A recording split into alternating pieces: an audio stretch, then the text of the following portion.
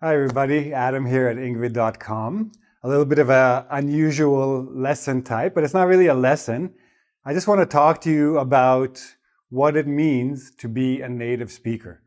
Now, we've had some comments on our pages, a few of the teachers, that some people are a little bit offended that we say, learn how to speak like a native speaker, learn how to listen like a native speaker or write like a native speaker.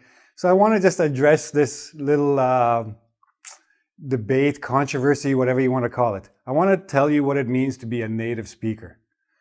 There are three elements to being a native speaker: geography, idioms and slang or dialect, and cultural references. Now, am I a native speaker? Yes, I'm a Canadian English native speaker. If I go to England, am I a native British English speaker? No, I'm not. There are many things in the British language, the British English language, that I don't actually know or understand. There are many things that I say that they don't know or understand. I lived in a few different countries. I've taught English in a lot of different places. I've had co-workers from all kinds of English-speaking countries, from England, Australia, New Zealand, Ireland, etc. All of us spoke a little bit differently. Are we all native speakers? Yes, in our native land. So that's what basically being a native speaker means. So when I say I'm going to teach you how to speak like a native speaker, and you know I'm Canadian, you should understand that I'm going to teach you how to speak like a Canadian. I can't even say I'm going to teach you how to speak like a North American, because how they speak in Texas is not how they speak in Toronto, in Ontario, right? Very different. So geography. In England even, how they speak in London is not how they speak up in Birmingham or other places. Every area has its own little bit of accent. And dialect. Every area has slightly different nuances to the language. They use different idioms. They use different slang. So if you're brand new to a different part of your own country, there are certain things that you will not understand because you're not from there. Especially cultural references. Certain things happen in certain areas and the local population knows about it and they refer to it when they're making a joke or when they're making a statement. And if you're not from there, you might not know what they're talking about. Does this mean that you're not a native English speaker? No. You're still a native English speaker in your native area, right? So if I go to the east coast of Canada, they will say certain things that I will not understand. And that's okay. And if you're thinking native speaker is all about accent, it's not that either. There are people who come to English-speaking countries as children and become native speakers, but retain some of their accent from wherever they came from. In fact, I had a coworker once, and I won't say where she was from, but one day we were sitting in the teacher's lounge. We were teaching at a language school here in Toronto. And I asked her, "Oh, where's your accent from?" And she got so upset. She got all angry at me. And she goes, "I'm a native English speaker. I've been speaking English my whole life." And I said, "Yeah, okay. I'm not saying you're not a native English speaker, but you certainly have an accent." Eventually, she told me where she was born and where her parents came from and all that. And it wasn't Canada.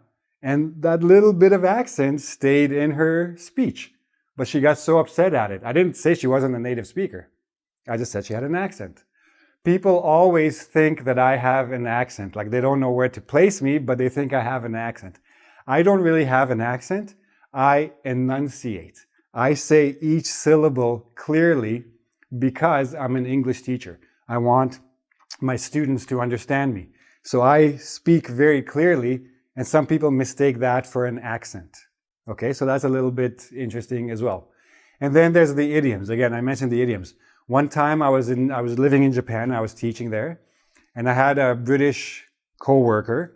And one time I went, her boyfriend and I went to the store to get some things, and I was having a cigarette, and he said to me, "Can I bum a fag?"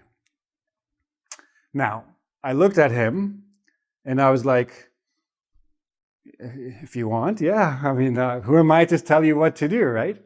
Because my understanding of the word fag and his understanding of the word fag were completely different. In England, a fag is a cigarette, but I had never heard this before. So this was brand new to me. So it was a little bit of a funny situation. Another time, I was at a bar with my Australian friend, and we were just talking, and his friend, also Australian, came in right from work, and he was wearing a nice suit, and he was holding a plastic bag. So my friend said to his friend, "Nice bag of fruit." Nice bag of fruit. So of course, I looked at the bag to see the fruit, the nice fruit. I was looking, I want to see some nice fruit. And I look in the bag and there's nothing in the bag. There's some papers and things like he was using for teaching. And they both looked at me and started laughing because they realized I didn't understand what they were saying. In Australian slang, nice bag of fruit means nice suit, because they like to rhyme things. If you saw the movie Ocean's 11, the guy, I think Basher is his name, he goes to the sewer, he wants to blow up the hotel, and he tells them that they're in Barney, and they don't understand. Barney Rubble, they still don't understand. Trouble. So Barney is short for Barney Rubble, which is a cartoon character, but it rhymes with trouble, and that's what he was saying to them, right? So being a native speaker is not about having a particular accent or speaking in a particular speed or knowing a particular number of words. It's about communicating with the people who are from the same place without trouble. As soon as you go out of your area, you are no longer a native English speaker. On the other hand, a person born in Mumbai and has spoken English his or her whole life, but has a very noticeable Indian accent, is still a native English speaker in Mumbai, but not in Canada. And a Canadian is not a native English speaker in Mumbai, right? So that's the basic gist of what I want to say here. And don't forget the cultural references, of course. You have to know what the other person is speaking about. So if those of you out there who are getting upset because we say speak like a native English speaker, just understand. When I say speak like a native English speaker, I want you to speak like a Canadian. If you don't want to speak like a Canadian, watch one of our British teachers and learn how to speak like a British native English speaker. If you want to speak like an Australian, find an Australian teacher. If you want to speak like whoever you want to speak with, that's the native you need to look for. And otherwise, your aim should not to try to be a native speaker. It should try to be fluent with or without the accent, okay? I hope that clears things up a little bit. If you have to comment back to me, if you're upset, let me know you're upset. If you're happy that I said all this, let me know that you're happy I said all this. I won't get offended.